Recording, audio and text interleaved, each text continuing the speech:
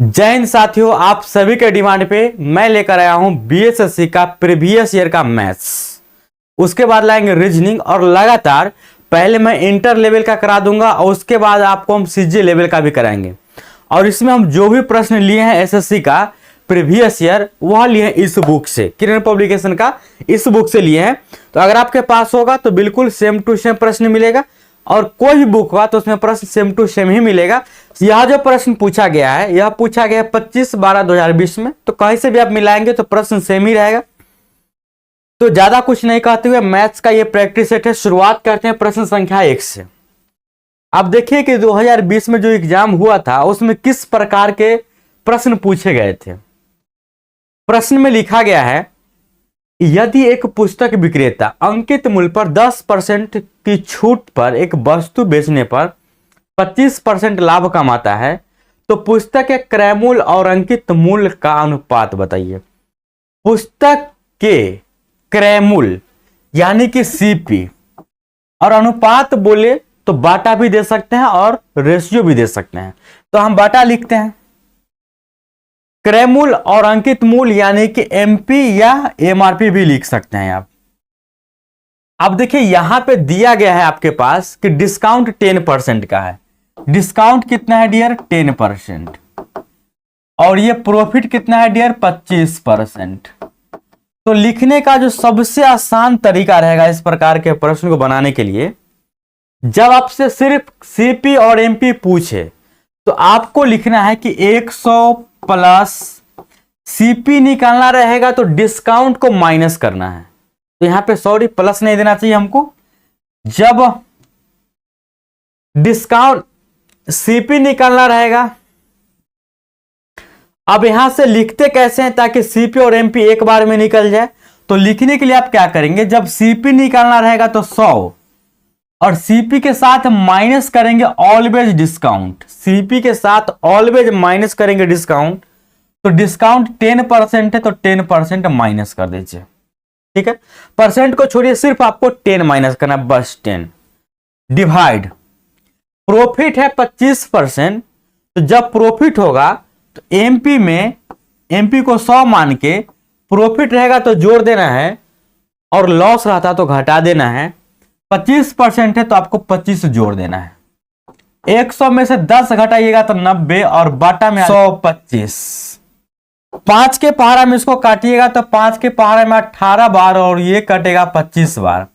तो 18/25 को ही आप लिख सकते हैं 18:25, जो कि ऑप्शन ए के में दिया गया है। बन जाएगा, कोई दिक्कत नहीं समझने में। अगला प्रश्न डियर ये रहा आपके सामने। प्रश्न में लिखा गया है कि एक परीक्षा में एक विद्यार्थी को सही उत्तर के लिए 2 अंक मिलता है तथा एक गलत उत्तर के लिए 1 अंक कट जाता है। एक सही जवाब दीजिएगा 2 नंबर आपको मिलेगा, एक गलत जवाब दीजिएगा आपको 1 नंबर कट जाएगा। यदि वह 50 प्रश्न हल करता है तथा 70 अंक प्राप्त होता है, उसके द्वारा हल किए गए सही प्रश्नों की संख्या बताना है। इसको बनाने का हम 2 तरीका आपको बताएंगे। पहला तो x मान के, जहां पे आप डायरेक्ट सही प्रश्न की संख्या बता पाएंगे, और दूसरा बाय ऑप्शन मेथड। ठीक है, तो धैर्य से सीखिएगा तभी आप हल कर पाइएगा। तो पहले जो डेटा दिया गया उसको लिखते हैं कि सही उत्तर के लिए कितना मिलता है। अगर वह सही आंसर देता है इसके लिए उसको 2 अंक मिलेगा, तो पॉजिटिव में 2 लिखे। अगर यह गलत करता है तो 1 अंक उसका कट जाएगा। यह किसका है? यह अंक का बारी है। और प्रश्न की संख्या हमें पता नहीं है कि प्रश्न की संख्या कितना होगा। यहां पे हमको सही प्रश्न कितना किया है ये बताना है, और ये गलत क्या किया ये भी कुछ होगा, तो मान लेते ये भी कुछ होगा। लेकिन टोटल प्रश्न जो है वह 50 प्रश्न हल करता है, तो 50 प्रश्न में से सही भी होगा और गलत भी होगा। तो यहां मान के चलते हैं कि सही प्रश्न करता है x। देखिए ये प्रश्न हल कितना कर है? 50 प्रश्न। ये 50 प्रश्न में से यह सही भी करेगा और गलत भी करेगा, सही भी करेगा और गलत भी करेगा। तो आपको प्रश्न में निकालना क्या है कि सही प्रश्नों की संख्या बताना है। तो जो आपको निकालना रहेगा ना उसको मान लेना है। तो सही प्रश्न को हम मान लिए कि x प्रश्न उसने सही किया, तो गलत कितना करेगा, तो 50 प्रश्न में से x सही किया तो 50 - x गलत कर दिया। बोलेगा कि सर ये कैसे हुआ। यदि आपसे हम बोले कि आपको हम 50 प्रश्न देंगे हल करने के लिए, उसमें से यदि आप 10 प्रश्न सही किए तो गलत कितना किए, बोल दीजिएगा तुरंत 40। वो 40 आएगा कहां से, 50 में से 10 घटाइएगा, यहाँ x है तो x घटाना है, तो गलत किए आप कितना डियर, 50 - x। अब यहां से आपको सोचना पड़ेगा कि x प्रश्न सही किया है, x प्रश्न सही किया है और इसके लिए इसको मिलता है 2 अंक। तो x प्रश्न सही किया तो 2 अंक मिल गया, जितना गलत करेगा उतना 1 नंबर कट जाएगा, तो यहां पे मिलता है इसको 1 अंक। अब जितना सही किया उसमें से आपको घटा देना है जितना गलत किया। तो सही किया, x सही प्रश्न किया है, 2 नंबर मिला है, तो पूरा नंबर उसको 2x मिला होगा, और इसमें से घट जाएगा जितना नंबर यह गलत किया। तो 50 - x प्रश्न गलत कर रहा था, 1 नंबर सबके लिए मिलेगा, तो 50 - x ये घट जाएगा इसमें से, और फाइनली जो उसको मार्क्स आ रहा है वह कितना रहा है डियर, 70। तब क्या करना है कि 2x - 50 और ये माइनस माइनस प्लस x बराबर कितना हो जाएगा डियर, 70। ये -50 उधर चला जाएगा तो ये हो जाएगा +50, और इधर हो जाएगा 3x बराबर 120। इसीलिए x बराबर डियर आ जाएगा 40 डिवाइड करके, यानी सही प्रश्नों की संख्या कितना है डियर, 40। अब आपको अगर थोड़ा भी शक लगे कि यह सही है कि गलत है तो इसको आप तुरंत चेक भी कर सकते हैं। कैसे चेक करेंगे, ये 40 प्रश्न सही किया है तो 10 प्रश्न गलत किया होगा। एक प्रश्न सही के लिए उसको 2 नंबर मिलता है, तो 40 दूना 80 नंबर यहां मिल जाएगा, माइनस कर देंगे। 10 प्रश्न के लिए 10 नंबर कट जाएगा तो 10 को माइनस कर देंगे, तो कुल मिलाकर उसको 70 नंबर ही मिला। तो बिल्कुल 70 नंबर यहां प्राप्त हो रहा है, तो इस प्रकार से सही जवाब है वो। अब आपका कथन होता है कि सर आप तो बताए थे कि हम इसको ऑप्शन से ही बना सकते हैं। बिल्कुल बना सकते हैं, आपको इतना कुछ करने का जरूरत नहीं है। आप सिर्फ उस ऑप्शन को खोजिए। मान लेते हैं कि ऑप्शन 1 सही होता है, सपोज दैट कि अगर ये राइट होता और ये रॉन्ग होता, 45 अगर सही जवाब होता तो 45 गुने 2 नंबर मिलता और घट जाता। पूरे प्रश्न 50 है, 45 को सही तो 5 गलत हुआ, तो 5 गुने 1 नंबर, तब नंबर आना चाहिए था 70, तो बराबर 70 कर दी। और ऐसा करने पर 90 में से 5 घटाएंगे तो कभी भी 70 के बराबर नहीं आएगा। तो इसी प्रकार से जब ऑप्शन को चेक करना स्टार्ट करेंगे ना, तो ऑप्शन ए से नहीं, आप ऑप्शन डी से ऑलवेज शुरुआत कीजिए। पहला बार में ही आपको पता चल जाता है कि ये 40 रखने पर सेटिस्फाइड कर जाता है, इसीलिए आपका ये ऑप्शन 4 सही हो जाएगा। उम्मीद है बात समझ में आ गया होगा। तो बढ़ते हैं डियर अगले प्रश्न की तरफ, और अगला प्रश्न ये रहा आपके सामने। प्रश्न में लिखा गया है कि 47/11 का मान दशमलव भिन्न में क्या है। आप चाहे तो इसको मुजबानी भी डिवाइड करके लिख सकते हैं, यदि आप नहीं चाहे तो लिखित रूप में देखिए कि किस प्रकार से डिवाइड करते हैं।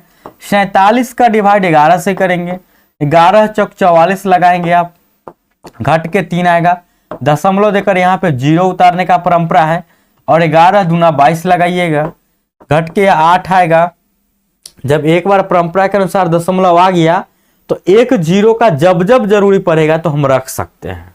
1 0 यहाँ पे रख ली, 11 7 77, फिर घटाएंगे तो 3 आएगा, फिर परंपरा है दशमलव दिए हैं तो 0 उतारना पड़ेगा, फिर 11 दूना 22, फिर ऐसे लगाइएगा, फिर ये 8 आएगा, फिर 0 उतारिएगा, फिर 11 7 77 लगाइएगा, और फिर यह कहानी आराम से चलते रहेगा जीवन भर परंपरा के अनुसार।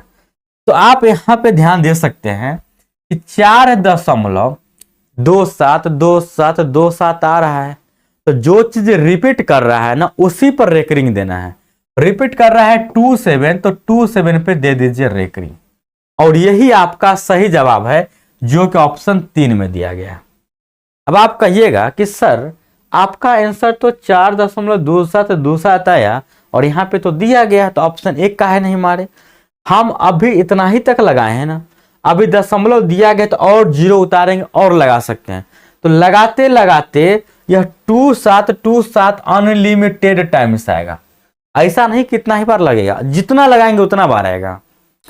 तो यहाँ पे अगर ये डॉट डॉट होता तब जाके सही होता, लेकिन ऐसा नहीं है। यहाँ लिमिट बता रहा है कि 2727 आएगा, उसके बाद कट जाएगा, इसीलिए वह गलत है। उम्मीद है बात समझ गए होंगे। अगला सवाल ये रहा आपके सामने। प्रश्न में लिखा गया है 50,000 रुपए का 12% प्रति वर्ष की दर से 1 वर्ष के चक्रवृद्धि ब्याज में अंतर, जबकि ब्याज वार्षिक भी हो और अर्धवार्षिक भी चुकाया जाता है, तब क्या होगा। मतलब कि आपको प्रिंसिपल दिया गया है डियर 50,000 रुपया और आपको रेट बताया गया है कि 12% मिलेगा भाई साहब 1 साल का। ठीक है, यहां तक समझने में किसी को कोई दिक्कत नहीं? बोलेगा कि नहीं सर कोई दिक्कत नहीं है। अब इस पैसा पे ब्याज लेना है चक्रवृद्धि ब्याज, और 2 तरीका से लेना है। एक तो लेना है आपको वार्षिक, एक लेना है आपको वार्षिक ब्याज, और एक लेना है अर्धवार्षिक। समझिएगा, समझाने की हम कोशिश कर रहे हैं, घबराने का नहीं। वार्षिक और अर्धवार्षिक, लेकिन ब्याज चाहिए 21 साल के अंदर। मतलब समय दोनों जगह समान दिया गया है, तो समान भी दिया गया है, तो यहां पे समय हो जाएगा डियर 1 साल, और यहां पे भी समय हो जाएगा 1 साल, क्योंकि ब्याज वार्षिक और अर्धवार्षिक है। तो यहां पे डियर ब्याज कितना मिलेगा कोई बता सकते हैं? तो 1 साल में अगर वार्षिक ब्याज चलेगा तो 1 बार ब्याज मिलेगा, और यहां पे अर्धवार्षिक ब्याज चलेगा तो 2 बार ब्याज देना पड़ेगा। अर्धवार्षिक मतलब आधा वर्ष पे, तो 6 महीना पे 6 महीना पे, साल में 2 बार। तो टाइम तो यहां पे समय रहेगा आपको 1 वर्ष ही, लेकिन आपको जो ब्याज देना पड़ेगा वह 2 बार देना पड़ेगा। कितना बार देना पड़ेगा डियर? 2 बार। तो आप सभी को पता होना चाहिए, इफेक्टिव रेट की सहायता से भी आप बना सकते हैं। इफेक्टिव रेट क्या कहता है कि जब आप 1 साल पैसा को रखिएगा तो 12% प्रत्येक साल है, तो यहां पे आपको ब्याज जो देना पड़ेगा, तो पहला साल का जो ब्याज होता है उसको हम कंपाउंड इंटरेस्ट बोले या सिंपल इंटरेस्ट बोले, दोनों समान रहता है। तो यहाँ पे सीआई का चर्चा किया गया है, तो सीआई लिखिए। यहाँ पे तो ब्याज मिलेगा डियर 12%, और यहाँ पे 2 बार इसको ब्याज मिलना चाहिए। कितना बार? 2 बार। अब 2 बार मिलेगा तो ये मत सोचिए कि 12 12 24, यह 12% प्रति ईयर का है, प्रति 1 ईयर का ये ब्याज है। तो आप कह सकते हैं कि 12 मंथ में 12% ब्याज मिलता है। अर्धवार्षिक बोले तो 6 मंथ में 6% का ब्याज ही मिलेगा, और यहाँ पे 6% का ब्याज 2 बार मिलेगा। तो ऐसा भी नहीं सोचना है कि 6% प्लस 6% कुल मिलाकर तो 12% हुआ सर, नहीं।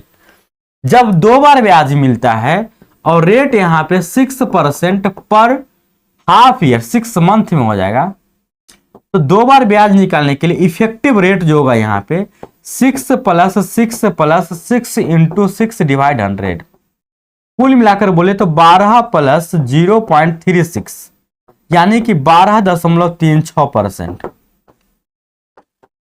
बस आपको यहां पे मेन काम है इफेक्टिव रेट निकालना। 1 साल के लिए यहां पे ब्याज मिल रहा है, इसको इफेक्टिव रेट यहां पे मिल रहा है 12%, और जब वही ब्याज अर्धवार्षिक लेगा और रेट यहां पे 12% ही रहेगा, लेकिन 6 महीना पे 6% देगा, तो उसको पड़ जाएगा वह 12.36%। तो इसके बीच में रेट के कितना का अंतर है? रेट में अंतर, तो डियर रेट में जो अंतर है वह 0.36% का है, तो ब्याज में भी उतना ही का अंतर होगा। तो 50,000 का 0.36% आप निकाल लीजिएगा। जब आप 50,000 का 0.36 निकालिएगा परसेंटेज में, तो सीआई निकलेगा 50,000 गुने 0.36%। ठीक है, अब यहां से तो आप हल कर ही सकते थे। 50,000 गुने दशमलव हटाइएगा तो 36/100, और परसेंटेज के बदला में 1 गुने 1/100। डबल जीरो से इसको काटिएगा, इसको काटिएगा, और मल्टीप्लाई करके मन ही मन बोल सकते थे 180 सही जवाब होगा। अब बोलिए कि सर इतना भारी सवाल है? बिल्कुल नहीं है। अगर आप इस सब बात को समझते थे तो आप क्या क्या चीज नहीं लिख सकते थे। हम पहले काटते हैं स्टेप। आपको मन में ही चलना चाहिए था P = 50,000, इसको लिखने का कहीं से कोई जरूरत नहीं था। ठीक है, इसको काट देते। आर बराबर 12% प्रत्येक साल है, तो दिमाग में क्लिक कर जाना चाहिए था कि 6 मंथ का 6%, तो ये बात आपको लिखना चाहिए था। ये नहीं लिखते आप, ये भी नहीं लिखते, एक स्टेप यहां पे लिखते आप। और ये समझ में आ जाना चाहिए था कि एक साल में ब्याज जो मिलेगा वह CI यानी बोले तो इफेक्टिव रेट 12% पड़ेगा। और ये फॉर्मूला पता होना चाहिए था कि 2 साल के लिए जो इफेक्टिव रेट होता है वह A plus A, rate plus rate का स्क्वायर बटा 100। यानी कि डायरेक्ट आप इस स्टेप पे पहुंचते और इसका आंसर तुरंत निकालते। इतना एक स्टेप, 2 स्टेप और 3 स्टेप। 3 स्टेप में आप जान जाते हैं कि इसके बीच का अंतर। हम चाहे तो आप ये और ये दोनों चीज आप मन में ही कर सकते थे, और मन में करके आप डायरेक्ट अंतर निकालते 0.36%, तो आप डायरेक्ट यहां पे पहुंचते और यहां भी स्किप करके डायरेक्ट 180 आंसर दे सकते थे कैलकुलेशन करके मन में। लेकिन ये तभी पॉसिबल है जब आप बिल्कुल बेसिक से पढ़ ले रहेंगे, बात को समझ रहे होंगे तब। अब बोलिएगा कि सर हम बेसिक से नहीं पढ़ रहे हैं तो हमको क्या करना पड़ेगा। देखिए बाबू, अभी भी आपके पास समय है तैयारी करने का, अभी भी समय नहीं गया है। आप एक सुने होंगे कहावत कि जब जागो तब सवेरा, दयानंद सरस्वती का ये कथन है। आप यदि अभी जागे तो अभी सवेरा हुआ है, तो आप अभी से ही पढ़ सकते हैं, अभी भी आपके पास समय है। लेकिन ये मत कहिए कि सर जी अगर हम एग्जाम से एक दिन पहले जागे तो क्या उस दिन सवेरा होगा। बिल्कुल होगा, लेकिन वो सवेरा आपको इफेक्ट नहीं करेगा एग्जाम पर। तो अभी भी आपके पास समय है और आपको जरूरत है डोज लेने का बेसिक से। यानी कि आप यदि चाहें तो मेरे साथ, यदि आप हमसे मैथ सीखना चाहते हैं और रीजनिंग सीखना चाहते हैं तो BSSC का जुनून बैच में आप ज्वाइन हो सकते हैं, जहां पे आपको हम मैथ और रीजनिंग की तैयारी प्री और मेंस दोनों को करा देंगे, दोनों का तैयारी। पहले तो आपको हम प्री के लिए पढ़ाएंगे बढ़िया तरीका से, ताकि आपको प्री निकल जाए। मेंस में थोड़ा सा और हार्ड आएगा, तो मेंस से थोड़ा सा हम कम लेवल ही यहाँ पे पढ़ाएंगे, क्योंकि आपको हम जल्दी पढ़ा करके समाप्त भी करना है। और उसके बाद जब आप प्री क्वालिफाई कर जाएंगे तो मेंस की तैयारी आपको हम इतना ही पैसा में बिल्कुल फ्री ऑफ कॉस्ट में कराएंगे लगातार। और पुनः आपको सभी चैप्टर को पढ़ाएंगे और एकदम लेवल का क्वेश्चन जो कि मेंस में एकदम आप रगड़ के आएंगे। ठीक है, अगर समय ज्यादा रहेगा तो हम एक ही बार लेकर चलेंगे, लेकिन समय कम रहेगा तो हम इस सब पहले प्री के हिसाब से, फिर मेंस के हिसाब से। उसके बाद अगर आप इस बैच में ज्वाइन हो जाते हैं तो आप जीके जीएस कहीं भी पढ़ रहे हैं, इससे कोई मतलब नहीं है हमको। जीके जीएस कहीं पढ़ रहे हैं तो ये कोई मतलब नहीं है, या नहीं पढ़ रहे हैं तो मतलब है कि आपको हम यहाँ पे जीके जीएस का एकदम शॉर्ट में तैयारी कैसे करें, बिल्कुल बेसिक तरीका से कम समय में, उसका हम आपको बढ़िया बढ़िया टीचर का वीडियो प्रोवाइड कराएंगे। वह पेड क्लास होगा, किसी न किसी टीचर का वीडियो प्रोवाइड कराएंगे, जहां पे कोई एडवर्टाइजमेंट नहीं चलेगा, शांति तरीका से आप पढ़ेंगे।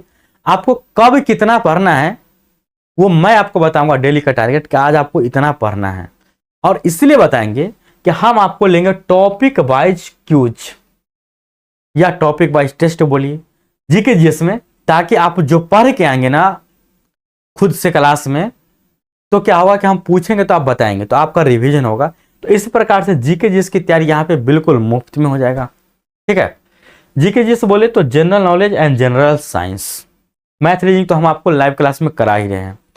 तो आप चाहते हैं अगर इस क्लास में जुड़ना तो आप एप्लीकेशन को अभी डाउनलोड कीजिए प्ले स्टोर से RKPF, या यदि आपको कोई प्रॉब्लम है जुड़ने में, रजिस्टर करने में, तो आप मुझे व्हाट्सएप या कॉल कर लीजिएगा 7763023405 पर। तो चलिए बढ़ते हैं डियर अगले प्रश्न की तरफ। उम्मीद है बात समझ गए होंगे। प्रश्न में लिखा गया है 2 संख्याओं का योग 25 है तथा उनका अंतर 13 है, उनका गुणनफल आपको बताना है। 2 संख्याओं का योग 25 है, बोले तो अगर x और y संख्या माने, जोड़ने के बाद आना चाहिए 25, तथा उनका अंतर यानी कि इसको आपस में घटा देंगे तो अंतर हो जाएगा डियर 13 का। बोला गया है कि उनका गुणनफल बताइए, यानी कि x गुने y बताना है। तो आपको x का भी मान पता होना चाहिए और y का भी मान पता होना चाहिए। अब x और y का मान कैसे निकालेगा, ध्यान दीजिए। करना क्या है, x का मान निकालना है तो ये भी प्लस में, ये भी प्लस में है। इधर जो बच गया 25 और 13, 25 और 13 को आपस में जोड़ लेना है। 25 और 13 होता है 38, तो 38 डिवाइड 2 कर देना है। यह आ गया आपका x का मान 19। जब आपको y का मान निकालना है तो y में चेक कीजिए कि प्लस और माइनस है, तो प्लस माइनस माइनस यानी घटाना पड़ेगा। 25 में से 13 घटा लीजिए, कितना हो जाएगा डियर 12। 12 डिवाइड 2 बोले तो 6। x का मान आप डायरेक्ट निकालिए 19 गुने y का मान 6, मल्टीप्लाई कीजिएगा, करेक्ट आंसर 144 आप मार देते। कोई दिक्कत ना होता समझने में। अब बढ़ते हैं डियर अगले प्रश्न की तरफ, और अगला प्रश्न में लिखा गया है यदि 12 पेनों का क्रय मूल्य 8 पेनों के विक्रय मूल्य के बराबर है तो लाभ प्रतिशत बताइए। सिंपल सा प्रश्न है, यदि 12 पेन, तो 12 पेन का क्रय मूल्य यानी कि सीपी जो बराबर होगा वह 8 पेन के विक्रय मूल्य के बराबर यानी कि एसपी। बराबर कर दीजिए। आपको मन है तो यहां भी काट सकते थे, 4 3 12 4 दूना 8, नहीं मन है तो नहीं भी काटते। लिखने का स्टाइल क्या होना चाहिए कि सीपी और एसपी है तो आप आराम से शांति से सीपी और एसपी लिखिए। पहला तरीका तो जो सीपी के गुना में है वह एसपी के सामने लिखना है, और जो एसपी के गुना में है उसको सीपी के सामने, बस। दूसरा तरीका इसको पलट के लिखना था, बस। यहां पे 2 रुपये में आप खरीद रहे हैं और 3 रुपये में आप बेच रहे हैं, एक का फायदा हुआ कि नहीं हुआ और कितना पे हुआ, तो ऑलवेज सीपी को नीचा रखते हैं और गुना करते हैं 100 से। इतना तो आप समझ ही सकते हैं कि 50% आ जाएगा। करेक्ट आंसर ऑप्शन 2 है। चलिए तो अब देखते हैं डियर अगला प्रश्न, और अगला प्रश्न ये रहा आपके सामने। प्रश्न आपको दिख रहा होगा, दिखने में कोई दिक्कत नहीं होगा। प्रश्न में लिखा गया है कि 1 लाख का 9 माह के लिए 4% प्रति वर्ष की दर से चक्रवृद्धि ब्याज क्या होगा यदि ब्याज तिमाही हो। 1 लाख रुपया है, 9 महीना का ब्याज निकालिए। जब रेट दिया गया है 4%, रेट क्या दिया गया है 4%, तो सिंपल सा बात आपको सोचना क्या है कि प्रिंसिपल तो डियर यहां पे 1 लाख दिया गया है, 1 लाख यानी कि 100,000। रेट का बात बोले तो रेट है 4% प्रति वर्ष, और उसमें भी आपको निकालना है तिमाही, ब्याज निकालना है तिमाही। ध्यान रहे कि ब्याज चाहिए आपको तिमाही, और समय आपको दिया गया है 9 मंथ्स। आप हमको ये बताइए कि ब्याज आपको 3-3 महीना पे भरना है और 9 महीना के समय है आपके लिए, तो आपको ब्याज भरना कितना पड़ेगा। आराम से कह सकते हैं कि सर 3 बार ब्याज भरना पड़ेगा। कितना बार भरना पड़ेगा डियर, 3 बार। तो क्या 3 बार हमको 4-4% भरना पड़ेगा, बिल्कुल नहीं। ये जो 4% रेट है 1 साल के लिए, यह जो 4% रेट है डियर कितने साल के लिए है, 1 साल के लिए। तो हम इसको बोल सकते हैं कि 12 मंथ में जो हमको रेट देना है वह देना है 4%। 12 मंथ में देना है डियर 4% ब्याज, और हमको 3-3 महीना पे ही ब्याज लगेगा, जिसका मतलब रेट ऑफ इंटरेस्ट कम होगा। तो हमको 12 मंथ नहीं 3 मंथ का चाहिए। कितना का चाहिए डियर, 3 मंथ। क्या आप 3 मंथ का ब्याज निकाल सकते हैं, कितना रेट मिलेगा सो। अब आपसे हम सिंपल सा भाषा में बात पूछे कि इस 12 को 3 बनाना है तो आप क्या कीजिएगा अपना मर्जी से। बोलिएगा कि सर इसको ना 4 से डिवाइड कर दीजिए, ये 12 ना 3 में बदल जाएगा, ठीक है। अब इसको 4 से डिवाइड इधर किए हैं तो बराबर के इधर भी हम 4 से ही डिवाइड करेंगे। आराम से यह 3 आ गया कि नहीं आ गया, और 4 में 4 से डिवाइड करेंगे तो 1% आ गया कि नहीं। मतलब ब्याज आपको भरना पड़ेगा 1% प्रत्येक 3 महीना पर। चलिए ये बात समझ गए। आपको ब्याज देना कितना बार है डियर, 3 बार। तो 3 बार ब्याज देने का मतलब, यदि आप मेरे क्लास में कहीं पढ़े होंगे तो बेसिक तरीका से आप सीखे होंगे, इस प्रकार के प्रश्न को बॉक्स मेथड से, लाइन मेथड से बनाया जाता है ताकि आप जल्दी कर पाए। बाकी दुनिया का कोई भी तरीका अपना लीजिए, सब आपके लिए महंगा पड़ जाएगा। यहाँ पे करना क्या है कि फर्स्ट एक बार जो आपको ब्याज मिलेगा उसके लिए आपको 1 लाइन ड्रॉ करना है। दूसरा बार जो आपको ब्याज मिलेगा उसके लिए आपको 2 लाइन ड्रॉ करना है, और तीसरा बार जो आपको ब्याज मिलेगा उसके लिए आपको 3 लाइन ड्रॉ करना है। ये काम मन ही मन भी कर सकते हैं। पहला बार जो आपको ब्याज देना होगा वह 1 लाख का 1% देना पड़ेगा, और वह 3 महीना बाद देना पड़ेगा। तो आपको ब्याज भरना पड़ेगा डियर 3000। जरा सोचिए, सॉरी 1 लाख का 1% 1000 ना होगा, आपको ब्याज भरना पड़ेगा पहला 3 महीना पर 1000 रुपया। फिर अगला महीना में आप प्रवेश कीजिएगा, ब्याज देने उसको जाइएगा, ठीक ना। जब उसको ब्याज, लेकिन आपको ले रहा है 9 महीना पर ना ब्याज, 9 महीना मिलेगा, तो उसका ब्याज हो गया 1000। वो आपको दिया 1 लाख रुपया, 3 महीना में उसका ब्याज लगता है, तो 3 महीना जैसे हुआ तो उसका ब्याज हो गया 1000। 1000 चला जाएगा उसका मूलधन में, मतलब अब उसका पैसा हो गया 1,01,000। तो इतना नहीं सोचना है, 1 लाख का पुनः दूसरा बार में भी उसको 1% मिलेगा, यानी कि 1000। और चक्रवृद्धि ब्याज का मतलब होता है कि इस समय में, इससे पहले जो भी मेरा ब्याज था उसका ही ब्याज चाहिए, यानी इसका भी ब्याज चाहिए 1% हमको। 1000 का 1% सबको पता होना चाहिए 1.5 होता है। पुनः वह 1 लाख रुपया आपको दिया है, तो तीसरा बार में उसको 1000 रुपया तो पुनः मिलना चाहिए। और वह बोलेगा कि इससे पहले जो मेरा ब्याज था ना उसका भी तो ब्याज चाहिए हमको। इससे पहले उसका ब्याज देखिएगा तो 1000 और 1000 2000, 2000 का अगर 1% निकालेंगे तो यहाँ पे कितना आ जाएगा डियर, 20 रुपया, यानी कि इसका दुगना करते, बस ये समझना था। और उसके बाद इसके पीछे ये भी तो ब्याज, इसका तो ब्याज का ब्याज नहीं मिला है, तो यहाँ भी इसको 1% मिलेगा, यानी इसका 1% निकालिएगा ना तो ये हो जाएगा 0.1। कुल मिलाकर यहाँ पे ब्याज कितना हुआ, 1000 2000 3000, यहाँ पे हुआ डियर 3000, प्लस ये हो गया 30 और प्लस हो गया ये 0.1। अब मन ही मन हमको सोच करके बताइए कि जोड़ने के बाद कौन सा आंसर मैच करेगा। बोलेगा कि सर ऑप्शन 4 सही जवाब है। अब कहिएगा कि सर इतना भारी बनाना पड़ेगा, नहीं। जब आप बिल्कुल बेसिक से समझ गए होंगे, जिस प्रकार से अभी समझे हैं, तो आपको करना क्या था, सिर्फ कौन कौन सा स्टेप को फॉलो करना था। तो फॉलो करना था कि आप समझ रहे हैं, बिल्कुल समझ रहे हैं, प्रिंसिपल 1000 है जो क्वेश्चन में लिखल है, तो कॉपी पर लिखने का जरूरत नहीं है, रफ पेपर पे। R 4% है, लिखने का जरूरत नहीं है। 9 मंथ में 3 बार मिलेगा, पहले से ही समझ जाते, लिखने का जरूरत नहीं है। और 12 महीना का 4% है, ये दिमाग में कैलकुलेशन करते और आप डायरेक्ट लिखते कि 3 मंथ में हमको 1% का ब्याज मिलेगा, डायरेक्ट पहला स्टेप। और इतना बात हो जाता तो ये सब बात लिखने का कोई जरूरत नहीं था, आप डायरेक्ट इस मुद्दा पर आते। और आपको पता होना चाहिए कि ये वाला बिल्कुल समान होता है, यह दुगना दुगना होते चल जाता है, 10 के बाद 20, 20 के बाद 30 होगा, और बस इसका 1% निकाल के आराम से जोड़ते, और मैक्सिमम लगता था 30 से 40 सेकंड लगता, और करेक्ट आंसर ये मार लेते हैं। समझ गए। और ये प्रश्न भारी है तो 30-40 सेकंड, भारी नहीं रहता ना तो आप 10 सेकंड में उड़ा सकते थे। अगला प्रश्न ये रहा आपके सामने, थोड़ा सा ये प्रश्न आता है भारी के कैटेगरी में। यदि P plus Q plus R बराबर 1 दिया गया है और PQ plus QR plus RP बराबर 1/3 दिया गया है, तो P अनुपात Q अनुपात R बताना है आपको। अब देखिए यहां पे 3 चर यानी कि वेरिएबल दिया गया है, और ये सबको जोड़ के 1 है। देखिए जब 3 वेरिएबल हो और सबके जोड़ कर 1 हो, 4 वेरिएबल 4 चर हुआ, सबको जोड़कर 1 हो, 5 गो चर रहे सबको जोड़कर 1 रहे, तो आपको समझना क्या है कि यहाँ पे 3 वेरिएबल है, तो यानी सबको हम जोड़ेंगे तो सभी संख्या को हम 1/3 लिख कर जोड़ेंगे, तभी जाकर यह 1 आएगा।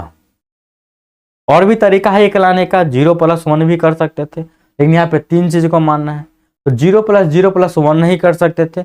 अगर आप वैसा करेंगे तो फिर PQ plus QR plus RP का जो कंडीशन है 1/3 आना, ये गलत हो जाएगा। तो इसके लिए आपको क्या करना था, 1/3 मान लेना है। अब ध्यान से यहां से देखिएगा, ये 3 3 का एलसीएम 3, 1 + 1 + 1 बराबर 1, ये आ जाएगा ना, 1 बराबर में 1 नहीं आएगा, 3/3 1 आ जाएगा। तो पहला कंडीशन बिल्कुल सेटिस्फाइड है। दूसरा कंडीशन में हम क्या करेंगे, P का मान 1/3 माने हैं, तो PQ बोले, तो PQ मतलब 1/3 का मल्टीप्लाई 1/3 से, तो आप सिंपल में ये बात सोच सकते हैं कि नहीं, PQ plus QR plus RP ये जो दिया गया है 1/3, आप डायरेक्ट सोच सकते थे, PQ बोले तो 1/9 हो जाएगा, उसी प्रकार से QR 1/9, उसी प्रकार से 1/9। क्या इसको हल करके हम 1/3 ला सकते हैं कि नहीं ला सकते? बिल्कुल ला सकते हैं। 1 + 1 + 1 आएगा ऊपर में, और सोचिए कि ये 3 आएगा, 3 को 9 से डिवाइड, 3 3 9 लगा सकते हैं, आ जाएगा, सेटिस्फाइड हो जाएगा। इतना आप समझ रहे हैं। ये सब बात यदि आप समझ गए होते, इतना करने का जरूरत नहीं था। आपको सिर्फ निकालना था P अनुपात Q अनुपात R। P का मान 1/3 पता चल गया, Q का मान 1/3, R का मान 1/3। अब सब का सब समान है, तो जब समान रहता है तो हम 1:1:1 लिख सकते हैं। तो लिख सकते हैं आप 1:1:1, बस यही करना था और कुछ नहीं। ठीक है, नेक्स्ट अगला सवाल डियर ये रहा आपके सामने। प्रश्न में लिखा गया है संख्या इतना में 8 के स्थानीय मानों में अंतर बताइए। जब भी बोले क्या स्थानीय मानों में अंतर बताइए, तो आपको सोचना क्या है, इसमें 8 कैपिस दिया गया है, तो इसमें 8 यहां पे दिया गया है, इसका स्थानीय मान 8 लिखेंगे, इसके आगे 4 अंक है तो 4 0। ठीक है, और यहां पे जो 8 है 8 लिखेंगे, इसके आगे 1 अंक तो 1 0। आपस में कर देना है माइनस। अब सोचिए 80,000 में से 80 घटाइएगा, 79,920 नहीं आएगा। इतना तो आप कर ही सकते हैं। करेक्ट आंसर ऑप्शन 4 हो जाएगा। इस प्रकार से डियर देखते हैं अगला प्रश्न, और अगला प्रश्न ये रहा आपके सामने। औसत का ये प्रश्न तो आप बना ही लेंगे, लेकिन उस तरीका से आप नहीं बना पाएंगे जिस तरीका से आपको हम वही बताएंगे। आप कैसे बनाते कि 65 छात्रों की एक कक्षा में 39 लड़कियां हैं, 65 छात्र है, छात्र कितना है डियर 65, इसमें से बॉयज भी है और गर्ल्स भी है, यही ना। 65 छात्र 39 लड़कियां हैं, तो लड़की 39 है, तो लड़का हो जाएगा डियर कितना 16 नहीं 26 हो जाएगा, ये 26 हो जाएगा। और संपूर्ण औसत वजन 64 है, यानी कि सबका एवरेज जो दिया गया है वह दिया गया है डियर 64। तो कक्षा में लड़कों का औसत वजन बताना है, तो सिंपल बात आप सोचते कि ऐसा करते हैं सर 65 गुने 64 कर देते हैं, जो आएगा ना उसमें से हम माइनस कर देंगे लड़की का औसत वजन, क्योंकि 39 लड़कियां हैं और इन लड़कियों का एवरेज दिया गया है, इन लड़कियों का एवरेज दिया गया, इसका एवरेज कितना है डियर 60। 39 गुने 60 माइनस कर दीजिएगा, यही ना कीजिएगा आप क्या कीजिएगा 65 गुने 64, जो मान आएगा उसको माइनस कर दीजिएगा, लड़की का भार 39 गुने 60, और जो भी आपको प्राप्त होगा उसमें आप डिवाइड कर दीजिएगा 26 को स्टूडेंट लड़का से, और तब बताइएगा कि सर आंसर क्या होगा। इतना बड़ा कैलकुलेशन करने के लिए आपके पास समय है? बिल्कुल नहीं है। मैं बता रहा हूं आपको बिल्कुल शॉर्ट तरीका, सब बात तो आप समझ गए। अब देखिए यहां पे जो संख्या का अनुपात होता है ना एवरेज में, उसको आप किसी भी टेबल में काट सकते हैं जिससे वह कटे। कट रहा है तो आप भाग्यशाली हैं। 13 के पहाड़ा में 13 दूना 26, 13 तिया 39 आप काट लेते। जब आप इसको काट दिए हैं ना, तो टोटल जो संख्या उसको भी काटेंगे, तो 13 5 65 कट जाता है। तो सिंपल सोचिए कि 5 स्टूडेंट हैं, एवरेज को कभी नहीं काटेंगे। 5 स्टूडेंट है, उसमें से 2 लड़का है 3 लड़की है। इजी हो गया कि नहीं हो गया? अब 5 स्टूडेंट का एवरेज 64 है, यानी कि टोटल अगर योगफल निकाल ले तो 64 5 हो जाता है डियर 320। इस 320 में से हम लड़की का तुरंत घटा सकते हैं, 60 3 के 180 घटा सकते हैं। अब ये हो जाएगा डियर कितना 140। ये जो 140 है यह किसका वजन होगा? तो लड़का का होगा। लड़का कितना पीस है? 2 पीस है। डिवाइड करेंगे 70 आ जाएगा ना। तो कहीं पे कैलकुलेशन विशेष करना पड़ा नहीं ना, सिर्फ आपको जानना था कि संख्या को हम किसी भी टेबल में काट के छोटा कर सकते हैं, और ये दोनों मिलाकर के टोटल बन जाएगा। उम्मीद है बात क्लियर होगा। अब चलिए डियर देखते हैं अगला प्रश्न, और अगला प्रश्न ये रहा आपके सामने। प्रश्न में लिखा गया है एक छात्र ने जितने प्रश्न सही किए उससे दोगुना उसने गलत किए। यदि उसने कुल 48 प्रश्न हल किया, बताओ उसने कितने सही प्रश्न किया। कुछ नहीं करना है, यह राइट है और यह रॉन्ग है। कंडीशन समझिए कि एक छात्र ने जितने प्रश्न सही किया उसका दुगना वह गलत करेगा। मिस्टेक से अगर यह 1 से प्रश्न सही करता है, यह सही की कैटेगरी में लिखिए, शॉर्टकट नहीं लिखते हैं, अच्छा नहीं लगता है यहाँ पर। अगर यह 1 से प्रश्न सही करता है तो 2x गलत करेगा। और टोटल प्रश्न वह 48 हल किया है, तो 48 हल किया उसमें सही भी होगा गलत भी होगा। तो सही और गलत को यदि आप आपस में ऐड कर दे तो टोटल प्रश्न आएगा जो कि 48 के बराबर। यहां से 3x बराबर निकलेगा 48, इसीलिए x का मान बता सकते हैं ना, काट करके 16 कर लेंगे इतना। और पूछा आपसे यही है कि सही प्रश्न की संख्या बताइए, जो कि ऑप्शन 4 में दिया गया है। बन जाएगा, कोई दिक्कत नहीं, समझ में आ गया। चलिए अब देखते हैं डियर अगला प्रश्न। और अगला प्रश्न ये रहा आपके सामने, जहां पे आपको बताना है कि निम्नलिखित में से सबसे बड़ा भिन्न क्या है। अब सबसे बड़ा और सबसे छोटा निकालने का बहुत सारा तरीका है, लेकिन आपको सबसे पहले जो चेक करना है ना, अगर उस चेकिंग पर बैठ गया, आंसर आप सेकंडों में देकर आ सकते हैं। आपको चेक करना है अंश और हर का अंतर, अंश एंड हर का अंतर, हर का अंतर, ये आपको चेक कर लेना है। जब आप चेक कीजिएगा तो 6 और 7 के बीच में 1 का अंतर, 5 6 में 1 का अंतर, 7 8 में 1 का अंतर, 3 4 में 1 का अंतर। और उसके बाद यह भी देखना है कि सभी भिन्न में ऊपर छोटा नीचे बड़ा, 5 6 7, 5 6 7 8 3 4, ऊपर में छोटा नीचे में बड़ा, यह भिन्न एक कैटेगोरी का है, जिसको हम बोलते हैं डियर प्रॉपर भिन्न, प्रॉपर फ्रैक्शन यानी कि उचित भिन्न। अब दोनों बात ये बैठ गया यहाँ पे कि सभी में 1 का अंतर है, यानी कि अंतर समान है, और यह प्रॉपर फ्रैक्शन है। इस सिचुएशन में जिसका मान अंश और हर जोड़ के 12 होता है वही बड़ा, और जो छोटा होगा वो छोटा। तो अंश और हर जोड़ेंगे तो ये 7 और 8 12 पे आएगा, इसीलिए यह 12 हो गया, बाकी छोटा हो गया। ठीक है, बन जाएगा, कोई दिक्कत नहीं। और भी तरीका है डियर बताने का। अगर आपको ये बात पता नहीं है तो एक मेथड और है, क्रॉस मल्टीप्लाई मेथड। ये 6/7 लिखा गया है, 5/6 लिखा गया है, 7/8 लिखा गया है, 3/4 लिखा गया है। और दूसरा मेथड एक और है, तीसरा method divide method. Divide method से भी आप कर सकते हैं, लेकिन उतना करने का जरूरत नहीं है डिवाइड करना। अगर आपको मन ही मन डिवाइड करना नहीं आता होगा तब क्या करेंगे, तो क्रॉस मल्टीप्लाई लगाइए, मन ही मन गुना तो कर सकते हैं। 6 1 36, 7 5 35, दोनों गुना में से सबसे बड़ा ये हुआ है। हमको बड़ा से बड़ा पूछा है तो छोटका को इग्नोर कीजिए। अब इसका कंपेयर इसके साथ हमको पता चलेगा कि 6/7 बड़ा है, तो अब 6/7 का कंपेयर हम 7/8 से करेंगे। 8 6 48, 7 7 49, पुनः पता चला कि 7/8 बड़ा का है, इसको काट देंगे। अब ये 7/8 का कंपेयर 3/4 से करेंगे। 7 6 28, 8 3 24, सबसे बड़ा हमको यहां दिख रहा है जो कि 7/8। इस प्रकार से करेक्ट आंसर यही होता। उम्मीद है बात समझ में आ गया होगा। तो अगला प्रश्न ये रहा आपके सामने।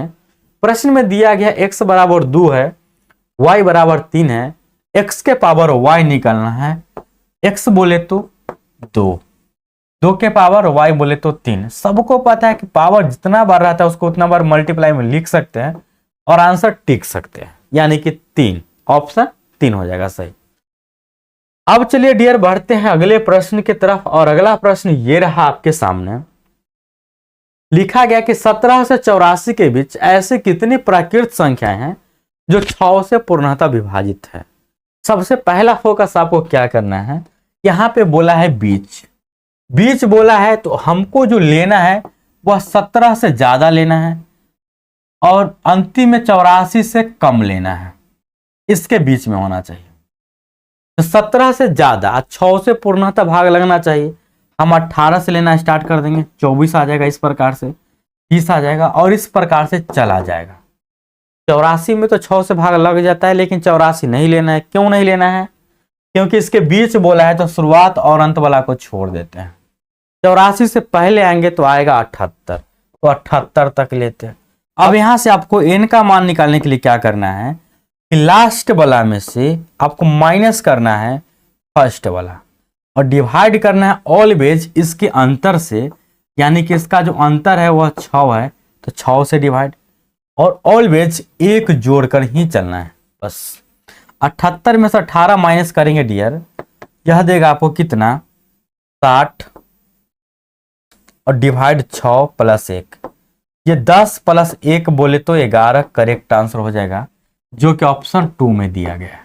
उम्मीद है यहां तक बात समझ में आ गया होगा, कोई दिक्कत नहीं होगा समझने में। हेलो आप देखिए डियर प्रश्न संख्या 15 लिखा गया है 43,216 में कौन सी न्यूनतम संख्या घटाई जाए ताकि यह 123 से पूर्णतः भाग लग जाए। क्या लिखा गया है कि 43,216 में से कितना घटाया जाए। सपोज दैट कि x घटाते हैं और तब जाके यह डिवाइड लगना चाहिए 123 से, और न्यूनतम से न्यूनतम संख्या के बारे में बात किया है। तो समझ जाइए कि आपको कहीं ना कहीं फंसाने का कोशिश किया जा रहा है, क्योंकि न्यूनतम से न्यूनतम का बात किया है और ऑप्शन में सबसे छोटा दिया गया है 7। जब ऑप्शन में सबसे छोटा दिया गया है 7, कहां थे आप?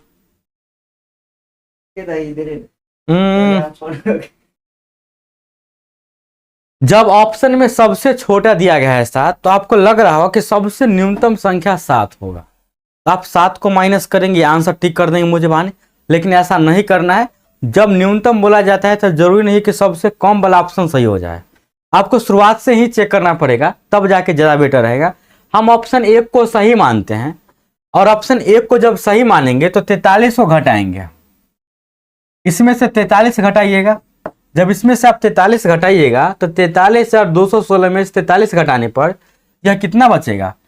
6 में से 3 घटेगा 3, ये बचेगा 11 में से 4 गया 7, और ये बच गया 1, ये बच गया 3 और ये बच गया 4। 43,000 यह 173 बचा। डिवाइड 123 से करना है तो ध्यान रहे कि 123 के पार आपको पढ़ने का जरूरत नहीं है। 123 को आप तोड़िए 2 भाग में, तो यहां से 2 से डिवाइड ना लगेगा, 3 से चेक करेंगे तो 3 या 2 5 1 6 लग रहा है 3 से, तो 3 से यह 41 बार में लगेगा। तो आप इसको लिख सकते थे 3 गुणे 41। अब चेक कीजिए क्या यह 3 से डिवाइड लग रहा है कि नहीं लग रहा है। 3 से डिवाइड करेंगे तो लगेगा कि नहीं लगेगा। इसके लिए हम 4 और 3 7 1 8 7 15 3 18 जोड़ के 18, जिसमें 3 से लग रहा है, मतलब इसमें 3 से लग गया। अब 41 से लगेगा कि नहीं लगेगा, इसके लिए आपको डिवाइड करके चेक करना पड़ेगा, कोई रूल विशेष नहीं है। 41 से कम 41 लगाइएगा, यहाँ पे लगाइएगा 43 173 में 41 से डिवाइड, 41 से कम 41 घट के 2 आएगा, फिर 1 उतारिएगा, काम नहीं चलेगा, 0 दीजिएगा, फिर 7 उतारिएगा। 41 के पहाड़ा में लग जाएगा 5 मरतबे, 205, और ये घट के आ जाएगा डियर 12, और फिर ऊपर से 3 उतारिएगा। 41 या 123 हो जाता है। तो ये लग गया, तो ये तो डिवाइड लग रहा है किससे? ये डिवाइड लग गया, तो इसका आंसर सही होने का संभावना है। लेकिन न्यूनतम से न्यूनतम बोला है और यह ऑप्शन मैक्सिमम से मैक्सिमम आ रहा है। अब आगे आपको और चेक करके देखना है। जब आप इसमें से 7 घटाएंगे 43,216 में से और डिवाइड करेंगे 43 से, तो यह डिवाइड नहीं लगेगा। इस प्रकार से न 13 घटाने पर लगेगा, न 34 घटाने पर लगेगा। तो सबको चेक करेंगे आप, चेक करने के बाद फैसला लीजिएगा कि इससे ना लगने वाला, इससे ना लगने वाला है, लगेगा तो ऑप्शन 1 से लगेगा। ठीक है, इस प्रकार से आप कर लेंगे प्रश्न को। अब देखते हैं डियर अगला प्रश्न। प्रश्न में दिया गया है कि 30 एवं 50 के बीच अभाज्य संख्याओं की संख्या कितना है। तो अभाज्य संख्या का मतलब आपको पता होना चाहिए कि वैसी संख्या जिसमें 2 और स्वयं के अलावा किसी से भाग ना लगे। तो 30 और 50 के बीच में बोला है तो 30 को छोड़ देना है, और ऐसे भी आप छोड़ देंगे क्योंकि 30 एक अभाज्य संख्या नहीं है। 50 को भी छोड़ देना है क्योंकि यह भी अभाज्य संख्या नहीं है। अगर होता भी तब पर भी छोड़ देते, क्योंकि बीच में जब बोलेगा तो ये फर्स्ट और ये लास्ट को छोड़ के चलते हैं। 30 के बाद अभाज्य संख्या चुनेंगे तो 31 निकल के आएगा। 31 के बाद 32 ना हो सकता है, 33 नहीं होगा। इसी प्रकार 34 35 36 37 डायरेक्ट होता है। ये सब पहले से आपको पता होना चाहिए। 37 के बाद 38 39 नहीं होगा। 40 के बाद डायरेक्ट 41 आएगा, मतलब इसके बाद डायरेक्ट 41, फिर आ जाएगा 42, फिर 43, 42 ना होगा। उसी प्रकार से 44 45 46 47 हो जाएगा। 48 49 नहीं होगा। गिनती कीजिए कितना पूरा, 1 2 3 4 5, जो कि ऑप्शन 2 में दिया गया। यह सिर्फ गिनती करके बनाना था। इसमें अगर आप इसमें गड़बड़ा जाएंगे कि कौन सी अभाज्य है या कौन सी नहीं है, अगर आप इसको नहीं चुन सकते हैं सही से, तो समझिए कि यह प्रश्न आपसे नहीं बनेगा। नेक्स्ट अगला प्रश्न डियर ये रहा आपके सामने। प्रश्न में लिखा गया है कि पेट्रोल की कीमत 75.50 रुपये प्रति लीटर थी, कीमत में पहले 20% की वृद्धि एवं उसके बाद 10% की कमी हो गई। अब पेट्रोल की कीमत क्या होगा? आप तो एक तरीका जानते हो कि A+B इंटू A-AB बटा 100। अगर आप ये तरीका लगाएंगे यहाँ पे तो ज़्यादा लेंदी हो सकता है, लेकिन AB का फॉर्मूला नहीं लगा करके सबसे बेस्ट मेथड आप सीखिए बनाने का। ये 75.5 है, आप सभी को पता होना चाहिए। ये 75.50 है ना, दशमलव हटाइएगा तो इसको बदले में ऐसे दीजिएगा, यानी कि कुल मिलाकर बोले तो 75 50 बटा में 100। ऐसे काटने के बाद ये 755/10 ही बचेगा। तो आप डायरेक्ट लिख सकते हैं 75.5 के बदला 755/10, फिर गुना का चिन्ह दीजिए। 20% का वृद्धि होता है, इसका मतलब आपको पहले से पता होना चाहिए कि जब 20% का किसी में वृद्धि होगा यानी वह 100 से चला जाएगा 120, जो होगा वह ऊपर और जो होता है वह नीचे।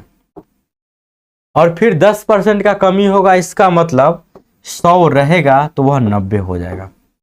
इतना करने के बाद आपको क्या करना है, ये 0 से 0 को काट लेना है। और कोई कटेगा क्या? 0 से 0 यहां भी कटेगा। अब ये भूल कर सकते हैं आप, 2 के पारे में चाहेंगे तो 6 और ये 5 काट सकते हैं। फिर आपको क्या करना पड़ेगा कि 5 के पारे में इसको काटना पड़ेगा, क्योंकि यह कट रहा है। 5 के पारे में इसको काटिएगा तो ये कट जाएगा 151 मरतबे। उसके बाद अभी भी कोई काटने के लिए बच रहा होगा, आपको लग रहा होगा कि हम 2 के पहाड़ा में 3 काट लेते हैं, 2 के पहाड़ा में 5 काट लेते हैं, तो ये आप गलती कर देंगे। काटने के बाद भी नीचे 5 बच जाएगा और अंतिम में आपको मल्टीप्लाई करके डिवाइड करना पड़ेगा। तो उससे ज़्यादा बेटर है कि जब सिचुएशन अभी या बाद में दोनों जगह डिवाइड करने का ही बने तो आपको करना क्या है कि नीचे में 1 पर 00, सिंगल 0, ट्रिपल 0 ये सबको बचा के रखना है ताकि भाग देने में आसान हो। यहाँ पे 1 सिंगल 0 है और यहाँ पे भी 1 सिंगल 0 है, तो इसको बचा के रखिए। अब उसको ऊपर वाला के मल्टीप्लाई कीजिएगा तो यह बनेगा 151 गुने 9 छक 54 और बटा में यह 10 गुने 10 करेंगे तो यह 100 देगा। अब देखिए मल्टीप्लाई करके चाहे जो भी कुछ है, मल्टीप्लाई करके कुछ भी आएगा, लेकिन इकाई अंक को इकाई अंक से मल्टीप्लाई करेंगे तो 4 आएगा। उसके बाद इधर कुछ भी आ सकता है, कुछ भी, लेकिन डिवाइड तो 100 से आपको करना ही पड़ेगा। जब आप 100 से डिवाइड करेंगे तो दशमलव के बाद 2 अंक आना चाहिए और दशमलव के बाद 2 अंक, यहाँ पे कुछ होगा, इन सब को मतलब नहीं XYZ कुछ हो, यहाँ पे तो आपको दशमलव देना ही पड़ेगा। यानी दशमलव के बाद कुछ भी हो लेकिन अंतिम में 4 होना जरूरी है। और यह सिर्फ ऑप्शन 3 पे मैच कर रहा है और कहीं पे 4 नहीं है इकाई अंक में। अगर इकाई अंक में 4 होता तो और ज़्यादा लॉजिक लगाते या फाइनली गुना करना पड़ता, लेकिन यहाँ पे गुना करने का जरूरत नहीं, इकाई अंक से काम आपका निकल जाएगा। तो आंसर आप दे दीजिए 81.54। उम्मीद है बात समझ में आ गया होगा, कोई दिक्कत नहीं। अब बढ़ते हैं डियर अगले प्रश्न की तरफ और अगला प्रश्न ये रहा आपके सामने। प्रश्न में लिखा गया है कि 2 संख्या तीसरी संख्या से क्रमशः 20% और 28% छोटी है, दूसरी संख्या पहली संख्या से कितने % छोटी है।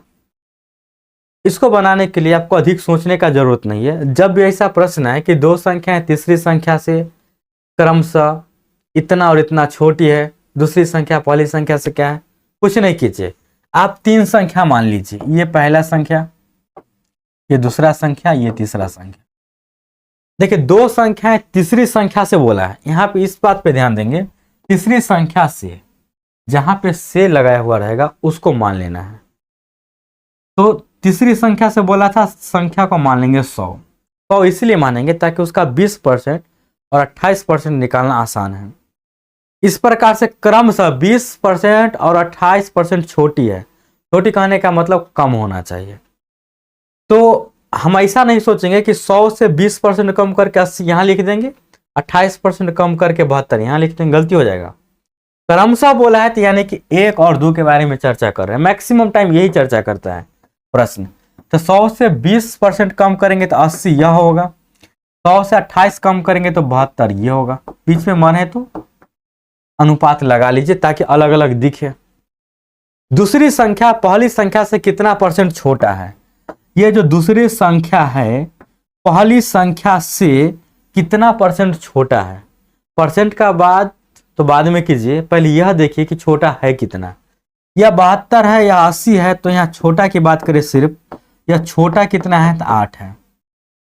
परसेंट छोटा निकालिएगा तो 8 का छोटा है। किससे छोट है ये? 80 से छोट है। डिवाइड 80 गुणे 100। इतना के बाद आप बता सकते हैं कि आंसर क्या होगा। तो बोलेगा कि सर ऑप्शन 3 10% करेक्ट हो जाएगा। इस प्रकार से इस प्रश्न को आप हल कर लेंगे, कोई दिक्कत नहीं। नेक्स्ट अगला प्रश्न डियर ये रहा आपके सामने।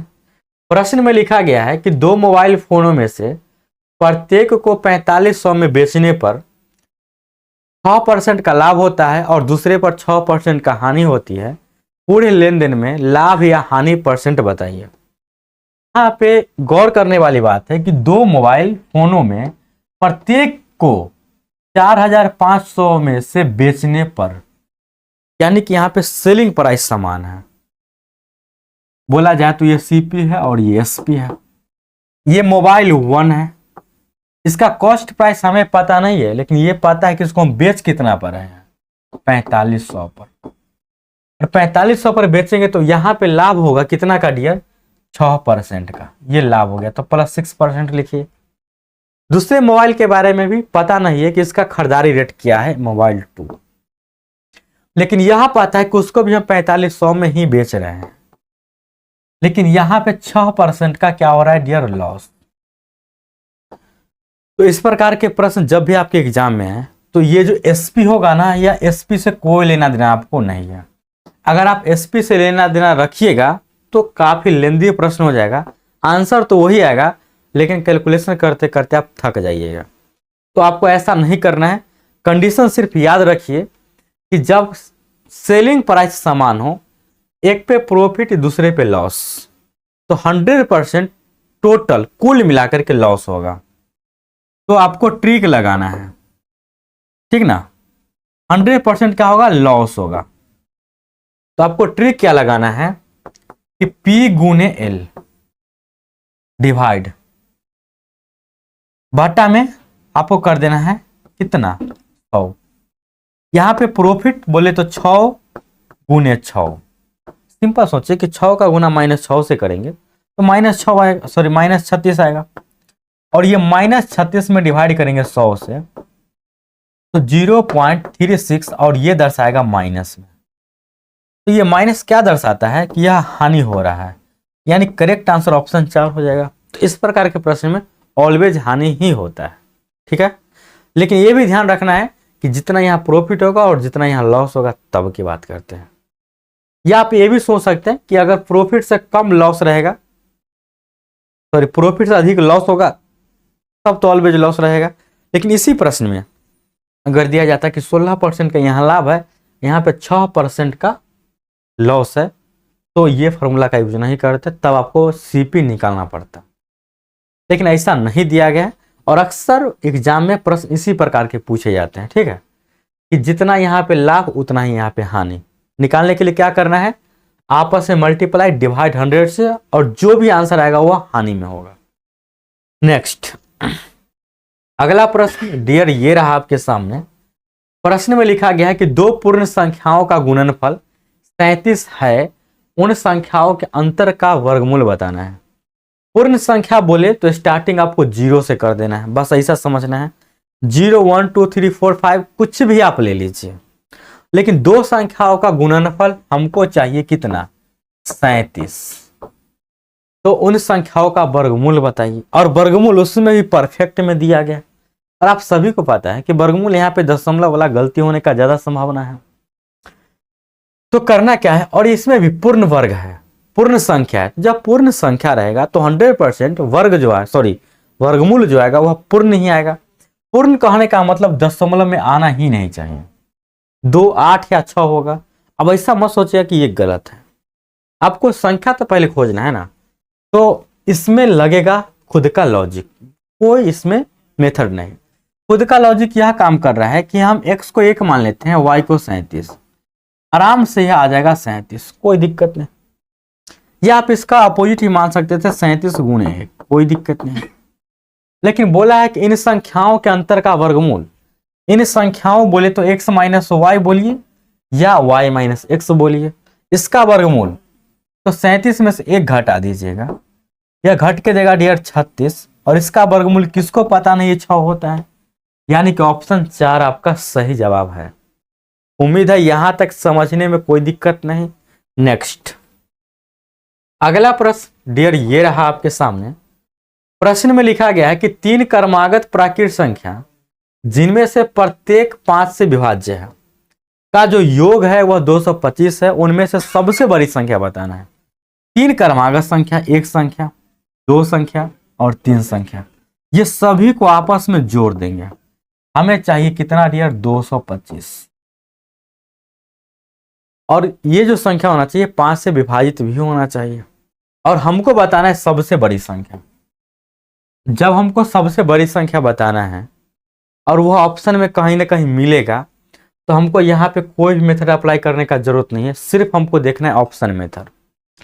हम यह मान के चलते हैं ऑप्शन 1 सही जवाब है। सपोज दैट अगर यह बड़ी संख्या 75 होगा तो 5 से डिवाइड होने वाला इसके पीछे जो होगा वह 5 कम यानी कि 70 होगा, और ठीक इसके पीछे जो होगा वह 65 होगा। क्यों? क्योंकि यह सब एक क्या है, क्रमागत संख्या है, 5 से भाग लगने वाला। क्या इसको हम जोड़ करेंगे तो आपको लग रहा है कि 225 के बराबर देगा? कभी नहीं दे सकता। जोड़िए ना आप, 5 अगर इससे आप ले लेते हैं तो ये 70 बन जाएगा। 70 70 70 210 ही रह गया, 210 रह गया, यानी कि यहाँ पे जो कमी लग रहा है हमको, कितना कमी, 15 का कमी लग रहा है, यानी कि 15 हमको और ज्यादा चाहिए। तो 15 और चाहिए तो 3 को मिला करके चाहिए। उस सब बात को छोड़िए, ज्यादा समझना नहीं है, इसको काट दीजिए, ये गलत हो गया। ठीक है, आंसर हम ये बताने वाले थे कि 3 को मिलाकर 15 चाहिए, 3 बराबर 15 चाहिए, तो 1 बराबर हमको 5 चाहिए। 1 बराबर अगर हमको 5 चाहिए तो सभी में 5 5 का वृद्धि करना पड़ेगा। तो सब में 5 5 का वृद्धि करें तो यह 80 हो जाएगा, ये 75 हो जाएगा और ये 70 हो जाएगा। अब जोड़िएगा तो यह 225 दे देगा, बिल्कुल दे देगा 225। तो इसमें सबसे बड़ी संख्या कौन हुआ, 80 हुआ कि नहीं हुआ? करेक्ट आंसर 2 हो गया। लेकिन अगर आपको इतना बात समझ में नहीं आता है तो सिर्फ ऑप्शन से ही लेकर चेक करना था। 80 लेंगे, एक से पहले 75 लेंगे, एक से पहले 70 लेंगे, सबको जोड़ेंगे, आपस में 225 आ गया, कंडीशन फुलफिल है, करेक्ट आंसर 2 हो जाएगा। कर लेंगे इस प्रकार के प्रश्न को। अब देखिए डियर अगला प्रश्न, और अगला प्रश्न ये रहा आपके सामने। प्रश्न में दिया गया है कि यदि p बराबर x माइनस 1 और q बराबर x प्लस 1 तो बताना है q square minus P square. अब देखिए q square minus P square बताने का बारी आया तो आपके दिमाग में डायरेक्ट चलना चाहिए था ये वाला मैटर कि रूट अंडर p बोले तो x माइनस 1 का होल स्क्वायर, फिर माइनस, गलती कर दिए क्या, यहाँ पे हो जाता है x प्लस 1 क्योंकि यह q लिखा गया है पहले, और फिर माइनस पी स्क्वायर यानी कि x माइनस 1 का होल स्क्वायर। अब देखिए यहां से अगर आप बेसिक से चलेंगे तो भी आंसर आएगा, और बेसिक से ना चलेंगे तो भी आंसर आएगा। तो आप सभी को एक बात पता होना चाहिए कि जब भी हम a प्लस बी के होल स्क्वायर में से माइनस करते हैं a माइनस बी का होल स्क्वायर, तो हमें जो प्राप्त होता है वह प्राप्त होता है 4ab। यानी कि देखिएगा तो यह a प्लस बी का होल स्क्वायर ही है, जहां पे a बराबर x और b बराबर 1, यहाँ a माइनस बी का होल स्क्वायर ही है। तो हमें जो प्राप्त होना चाहिए था वह 4 गुणे ए बी यानी कि x गुणे 1 यानी कि 4x, ये प्राप्त होना चाहिए था। अब ये 4x का जब वर्गमूल निकालिएगा तो 2 4 के बदले में 2 बाहर आएगा और x रह जाएगा रूट अंडर में, तो यही आपका आंसर हो गया, जो कि ऑप्शन 2 में दिया गया है। अगर आप इतना बात तो नहीं समझ रहे हैं डायरेक्ट से, तो आपको क्या करना पड़ेगा, x प्लस 1 का होल स्क्वायर लिख करके माइनस करना होगा x माइनस 1 का होल स्क्वायर, फाइनली आपको 4x ही बचेगा। आप देखते हैं डियर अगला प्रश्न, और अगला प्रश्न ये रहा आपके सामने। प्रश्न में लिखा गया है कि 2 संख्याएं ज्ञात कीजिए जिनका में यहाँ जिनका में ये गलत लिखा गया, पहली बात प्रश्न में गलत है। मध्यानुपाती 24 तथा समानुपाती, ये समानुपाती जो वर्ड है, क्या आपको लग रहा है कि पूरे रेशियो एंड प्रोपोर्शन में समानुपाती निकालने के लिए कहा जाता है? बिल्कुल नहीं। निकालना होता है तो प्रथम अनुपाती बोलते हैं, मध्यानुपाती बोलते हैं, तृतीयानुपाती बोलते हैं, चतुर्थी अनुपाती बोलते हैं, लेकिन समानुपाती निकालने का कभी बात ही नहीं किया जाता है। तो शायद ये भी गलत है। और इस प्रकार से जब समानुपाती निकाला ही नहीं जाएगा तो 100% ये प्रश्न रॉन्ग है। ये प्रश्न इसमें रॉन्ग छापा गया, ठीक ना, तो इसका कोई भी आंसर नहीं होगा। ये प्रश्न रॉन्ग है। आप चाहे तो बना करके देख सकते हैं, क्योंकि समानुपाती निकाला ही नहीं जाता है। ये गलत सवाल है। नेक्स्ट, अगला प्रश्न ये रहा आपके सामने। प्रश्न संख्या 24 में क्या लिखा गया है? प्रथम 10 अभाज्य संख्याओं का औसत। अभाज्य संख्या क्या होता है पहले से आपको पता होना चाहिए कि वह ऐसी संख्या जिसमें एक और स्वयं के अलावा दूसरी संख्या से भाग न लगे। शुरुआत होता है 2 से, आगे जाता है 3। अगर आप इतना बात नहीं समझ रहे हैं तो आप सिंपल समझिए कि जब बच्चा में आप एलसीएम सीखे होंगे तो एलसीएम जब स्टार्ट करते हैं बनाने का तो सबसे पहले क्या चीज़ से लगाते हैं? 2 से लगाते हैं, फिर 3 से लगाते हैं, नहीं लगे तो 5 से, नहीं लगे तो 7 से, 7 के बाद 11 पे, 11 के बाद 13 पे, 13 के बाद 17 पे, 17 के बाद 19 पे, 19 के बाद 23 पे। अब एक बार गिनती कर लेते हैं कि 10 को हुआ कि नहीं। 1 2 3 4 5 6 7 8 9। अब 23 के बाद आ जाते हैं कितना पे? 29 पर। अब ये सभी को हम एक बार क्या कर लेंगे? जोड़ लेंगे, क्योंकि इसका औसत निकालना है। अब जोड़ेंगे तो 2 और 3 5 और 5 10 और 7 17, 17 11 28 और 3 31, 10 41, 41 7 48, 10 58, 58 और 9 67, 10 77, 77 और 3 80 और 20 100, 100 पुर गया इधर तक, और 29 को जोड़ देंगे और कुल मिलाकर इसका जो सम आता है जिसको हम बोलते हैं योगफल 129। अब सबको पता है कि एवरेज निकालना है तो सम बटे में नंबर ऑफ टर्म्स, यही ना, नंबर ऑफ टर्म्स। यहाँ पे नंबर ऑफ टर्म्स कितना है? 10 टर्म्स है, तो सम कितना है? 129 से डिवाइड करेंगे 10 से। इतना तो आपको करने आता ही होगा, 12.9 करेक्ट आंसर हो जाएगा। उम्मीद है यहां तक क्लियर होगा, कोई दिक्कत नहीं। अब चलते हैं डियर अगले प्रश्न की तरफ, और अगला प्रश्न ये रहा आपके सामने। प्रश्न में क्या लिखा गया है कि 8 के प्रथम 15 गुणांकों का औसत बताइए। यह सब प्रश्न 2020 में पूछा गया प्रश्न। देखिए, गुणांक हिंदी में लिखा गया है, इंग्लिश मल्टीपल्स लिखा गया है। इसका सिंपल मतलब समझना है कि ये टेबल है, यानी कि आपसे पूछा जाता है कि 8 का टेबल अगर 15 बार लिखा जाए तो उसका एवरेज क्या होगा। तो आप सोचिए कि 8 के टेबल लिखेंगे, शुरुआत तो 8 होगा, अगला 16 होगा, अगला 24 होगा, 32 होगा, और इस प्रकार से चले जाएंगे। 15 बार तक लिखना है, तो 1 बार हुआ, 2 बार हुआ, 3 बार हुआ, 4 बार हुआ।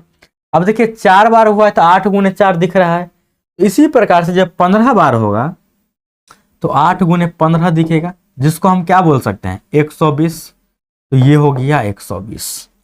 अब इसका क्या करना है? तो एवरेज निकालना है। तो आप ऐसा नहीं करेंगे कि 8 + 16 + 24 + 32 सबको लिख करके जोड़ेंगे और फिर डिवाइड करेंगे 15 से।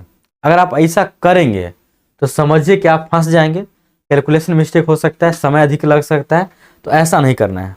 जब कभी भी आपको एवरेज का प्रश्न दिखे तो सबसे पहले एनालिसिस कीजिए कि उसमें जो दिया गया पद है, जो दिया गया पद है, टर्म्स है, उस टर्म्स के बीच का डिफरेंस क्या ऑलवेज समान है?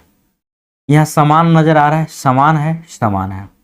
जब डिफरेंस ऑलवेज समान रहे, यानी कि वह एपी में रहे, तो एवरेज निकालने का सबसे बेस्ट तरीका रहेगा फर्स्ट प्लस लास्ट, डिवाइड करना है 2।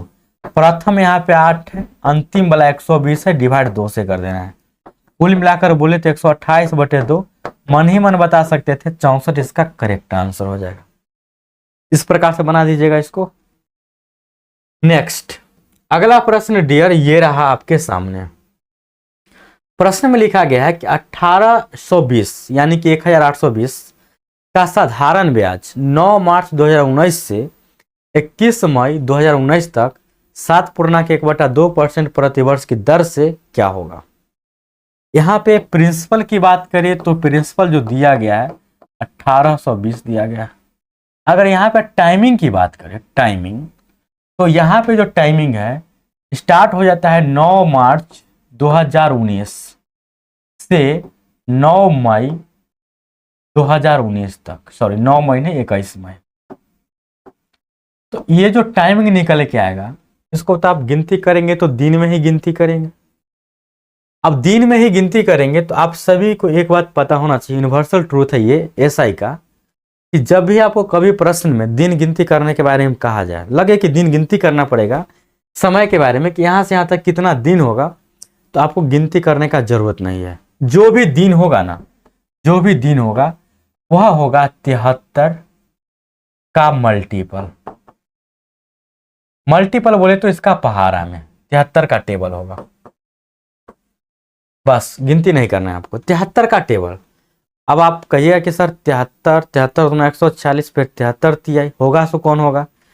तो आप ये भी सिंपल बात सोच सकते हैं कि यहाँ पे तीसरा महीना और यहाँ पे 5वां महीना, कुल मिलाकर बोले तो एवरेज में आपको 2 महीना नजर आ रहा है। 2 महीना बोले तो 30 दूना 60 दिन, 60 दिन के आसपास 73 के टेबल में कौन आएगा, खुद ही 73 आएगा। तो समझ जाइए कि समय आपको 73 दिन दिया गया है, ठीक है। अब समय 73 दिन दिया गया है और रेट भी दिया गया है, कितना दिया, 7.5%, यानी कि इसको हम बोल सकते हैं 7 दूना 14 और एक 15/2%।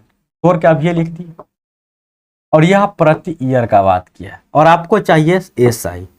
एसआई बराबर सबको पता है P गुने R गुने T/100 होता है। अब यहाँ पे P तो आप बहुत बढ़िया से लिख पाइएगा 1820।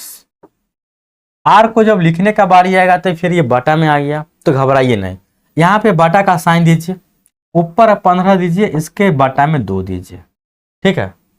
इसके आगे पीछे मल्टीप्लाई दे दिए ताकि ये सिक्योर हो गया। इसके आगे पीछे आप कुछ भी लिखेंगे तो वह गुना में आना चाहिए।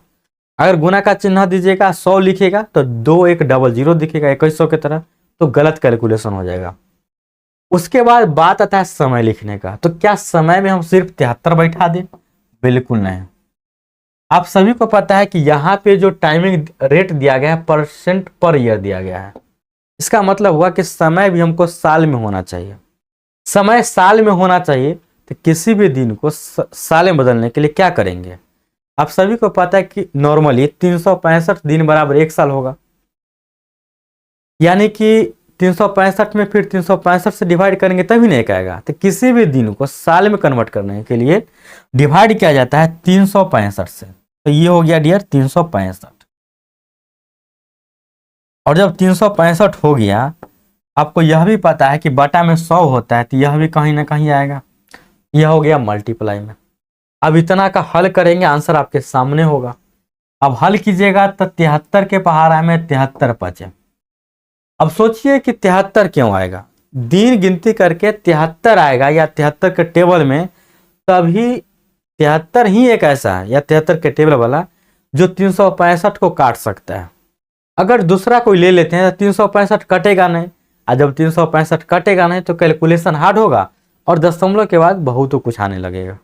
इस प्रकार से ऑलवेज ध्यान में रखना है कि ऊपर 73, 146, 73 ये सब हो सकता है। 73 पचे काट देंगे, 5 के पहाड़ा में काटिए, 5 तिहाई 15, ये 0 से 0 आप उड़ा सकते हैं और 2 के पहाड़ा में उड़ा सकते हैं, 2 9 18, 2 कम 2। उसके बाद यहाँ पे देखिएगा तो 91 गुने 3, यानी कि 3 कम 3 9 या 27, डिवाइड कितना बचा 10। और यहाँ से उम्मीद है कि आप डिवाइड कर लीजिएगा और आंसर बताइएगा 27.30 कर लीजिएगा, कोई दिक्कत नहीं, बन जाएगा। नेक्स्ट अगला प्रश्न डियर ये रहा आपके सामने, प्रश्न संख्या 27। प्रश्न संख्या 27 में क्या दिया गया है, एक विद्यालय की कैंटीन लंच के ₹20 तथा दूध के ₹4 प्रतिदिन चार्ज करता है। मतलब प्रत्येक दिन का यदि चर्चा करें तो एवरी डे आपको देना कितना पड़ेगा, प्रतिदिन लंच करते हैं तो 20 रुपया, और चाय लेते हैं ना, सॉरी दूध लेते हैं, स्टूडेंट लाइफ में तो दूध ही लेना पड़ेगा, तो ₹4। तो कुल मिलाकर प्रतिदिन खर्च कितना बना, कुल मिलाकर प्रतिदिन खर्च की बात करें तो 24 रुपया। अब अपना मन से ये कोई नहीं सोचेगा कि सर हम सिर्फ लंच कर लेंगे, हम दूध नहीं पियेंगे तो हमारे लिए 20 रुपया होगा, तो ये गलत हो जाएगा। जो कहा गया है उतना आपको करना है। रमेश को 5 दिन के लिए वस्तुओं पर कितनी राशि खर्च करनी पड़ेगी? यदि आप सोचिएगा कि नहीं रमेश दूध नहीं पी रहा है तो 20-25-100 मार दीजिएगा, लेकिन अपना मन से नहीं। एक दिन का खर्च 24 रुपया पड़ रहा है तो 5 दिन का खर्च कितना होगा बताइए? 5 दिन का खर्च, अब इतना बात सबको पता है कि 24 गुने 5 करने पर 120 ही आएगा, जो कि ऑप्शन 3 में दिया गया है। कर लीजिएगा इस प्रश्न को। अब आते हैं डियर अगले प्रश्न की तरफ, और अगला प्रश्न ये रहा आपके सामने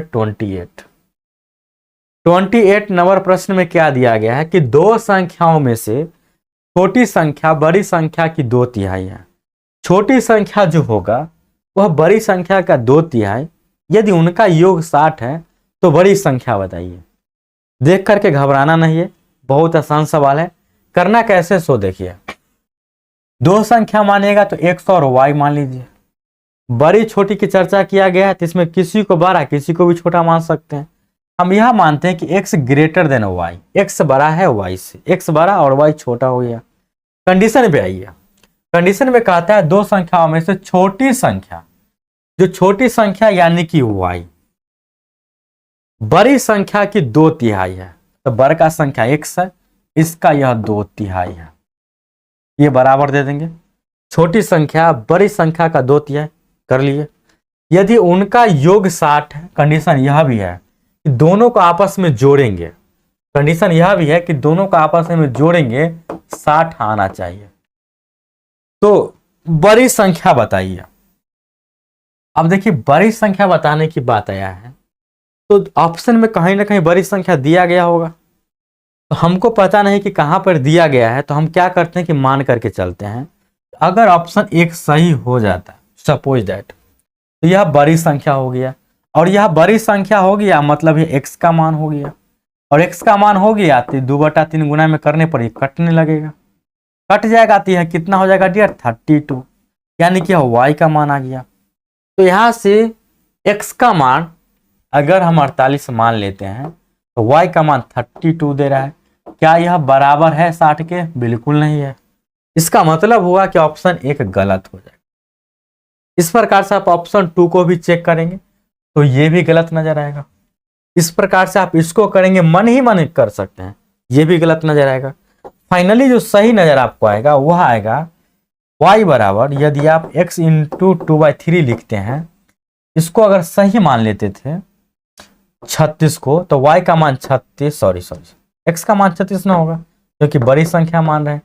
36 गुने 2/3 ये करेंगे तो यह 12 बार में कटेगा, बोले तो 24। तो यहां से x प्लस y बराबर आपको मिल जाएगा 60। x का मान आंसर से निकालिए क्योंकि बड़ी संख्या ये, तो बड़ी संख्या यदि 36 मानते हैं, छोटी संख्या 24 आएगा, जोड़ के बिल्कुल 60 दे रहा है। इस प्रकार से करेक्ट आंसर ऑप्शन 4 हो जाएगा। ठीक है, और ध्यान रहे कि जब लगे कि प्रश्न को ऑप्शन से ही बनाना है तो ऑलवेज स्टार्टिंग ऑप्शन डी से, ताकि एक बार से दोबारा में पकड़ में आ जाए आंसर। और अगला प्रश्न डियर ये रहा आपके सामने, 3 अंकों की सबसे बड़ी संख्या जो कि 7 का गुणज है। गुणज और मल्टीपल अभी आपको हम समझाए हैं। मल्टीपल बोले तो आपको समझ में आना चाहिए कि ये टेबल की बात कर रहा है, पहाड़ा की बात कर रहा है। 7 का गुणज 3 अंकों की सबसे बड़ी संख्या होना चाहिए जो भाग लग जाए 7 से। 7 का गुणज का मतलब 7 के पहाड़ा में आना चाहिए। 7 के पहाड़े में अगर आएगा तो उसमें 7 से भाग भी लगेगा। तो आप पहली बात तो ऑप्शन से ही बना सकते हैं कि सबको डिवाइड करके देखेंगे 7 से। अब इतना छोटा संख्या है तो डिवाइड कीजिए 7 से और करके देखिएगा, जिसमें लग गया तो वो आंसर नहीं होगा। फिर आपको और भी चेक करना है सब ऑप्शन को, अगर लगने वाला कोई दूगो होगा तो आंसर को एक क्यों होगा, क्योंकि यहाँ पे बड़ी से बड़ी संख्या के बारे में पूछा है। इसमें लगाइएगा 7 कम 7, 2 9 7 चौक 28, 1 2 कभी नहीं लगेगा, तो ये तो लगा ही नहीं। 999 में 7 से डिवाइड करेंगे, 7 कम 7, 2 9 7 चौक 28, 1 9 कभी नहीं लगेगा, ये भी नहीं लगा। इसको चेक कीजिएगा डिवाइड 7 करके, 7 कम 7, 2 9 7 चौक 28, 1 4, 7 दूना 14 लग जाएगा। यह 7 कम 7, 7 चौक 28, 7 दूना 14, यह लग गया 142 बार में। और ये लग रहा है तो अभी आंसर नहीं देंगे? अच्छा दे देंगे। क्यों दे देंगे? क्योंकि अब हमारे पास मात्र 2 ऑप्शन है। सबसे बड़ी संख्या बोला है तो सिर्फ ये है, और इसमें अगर लग भी जाए, लेकिन लगेगा ऐसे नहीं, लगेगा तो बिल्कुल नहीं, तो ये गलत हो जाएगा। आप बोलिएगा कि सर हमको ऑप्शन से बिल्कुल नहीं करना है, हमको मेथड बताइए। अगर 3 अंकों के छोड़ के हमको 5 अंकों की पूछ देता तो क्या हम डिवाइड करते रहते बैठ के? नहीं नहीं, ऐसा आपको नहीं करना है, सीखना है मेथड। 3 अंकों की बड़ी से बड़ी संख्या होता है 999। 7 का मल्टीपल तो 7 से डिवाइड, 7 एक कम 7, घट के आएगा 2 9, 7 चौक 28, घट के आएगा 1 9, 7 दूना 14, घट के आएगा 5। ये जो 5 शेष बचता है ना, यही लफड़ा का घर है। अगर 999 में 5 नहीं होता तो यह 7 का मल्टीपल हो जाता, यानी 5 घटाना पड़ेगा। यह देगा दिया 994। इसके अलावा बड़ी से बड़ी 3 अंकों की कोई संख्या हो ही नहीं सकता है जिसमें 7 से भाग लग जाए। करेक्ट आंसर हो जाएगा ऑप्शन 3। तो इस प्रकार से जो आपके एग्जाम में पूछा गया प्रश्न था, किस एग्जाम में? बिहार एसएससी के 12th लेवल के 25/12/2020 में मैथ्स हो जाता है खत्म। हम पूरे इस बुक से खोज लिए हैं तो मात्र 29 क्वेश्चन मिला है इस बुक में, और कोई बुक में खोजेंगे तो 29 क्वेश्चन ही रहेगा, 29 से 30 हो सकता है। तो हम 29 प्रश्न को बढ़िया समझाने का कोशिश किए। उम्मीद है कि आपको समझ में आ गया होगा, कहीं से कोई दिक्कत ना होगा। लेकिन आपको लग रहा है कि नहीं सर हमको अभी भी दिक्कत है, तो समझिए कहीं ना कहीं आपको बेसिक से पढ़ने का जरूरत है, और अभी भी ज़्यादा आपको लेट नहीं हुआ है। तो आप अगर बेसिक से पढ़ना चाहते हैं, अगर हमसे सिर्फ पढ़ना चाहते हैं, आप ऐसे पढ़ कहीं भी सकते हैं, आज़ाद है। यदि आप सिर्फ हमसे पढ़ना चाहते हैं, उसके लिए सुबह में बैच चल रहा है मैथमेटिक्स का, बिहार एसएससी जुनून बैच, जिसमें प्री और मेंस दोनों का हम पढ़ाएंगे। आपको 999 नहीं देना है, आपको सिर्फ 399 देना है, जिसमें से आपको मैथ और रीजनिंग दोनों कंप्लीट कराएंगे। उसके बाद इसमें आपको फ्री में जीके जीएस का क्यूज भी कराया जाएगा। पढ़ेंगे आप कहीं और से, या आपको हम बताएंगे कि आपको पढ़ना कहाँ से। यहाँ पे जीके जीएस का मुफ्त में प्रैक्टिस कर सकते हैं। ज्वाइन करने के लिए आपको डाउनलोड करना पड़ेगा आरकेपी एप्लीकेशन। कुछ भी समझ में नहीं आ रहा है कैसे ज्वाइन करना है, तो सिर्फ इस पर आप मैसेज कर लीजिए या कॉल कर लीजिए। तो डियर आज के लिए इस वीडियो में इतना ही। फिर मिलते हैं आपसे हम नेक्स्ट वीडियो में, और इसी तारीख का रीजनिंग का क्लास को लेकर। तो बताइएगा कि आपको समझ में आया कि नहीं आया, कोई दिक्कत है तो कमेंट कीजिएगा। और करना क्या है कि नए हैं चैनल पे तो सब्सक्राइब करना है, आगे जितने भी लोग तैयारी कर रहे हैं उनको शेयर कीजिए, और वीडियो अच्छा लगा है तो लाइक कीजिए, और कुछ भी पूछना है तो कमेंट करना ना भूलिएगा। तो फिर मिलते हैं आपसे हम नेक्स्ट क्लास में, तब तक के लिए धन्यवाद।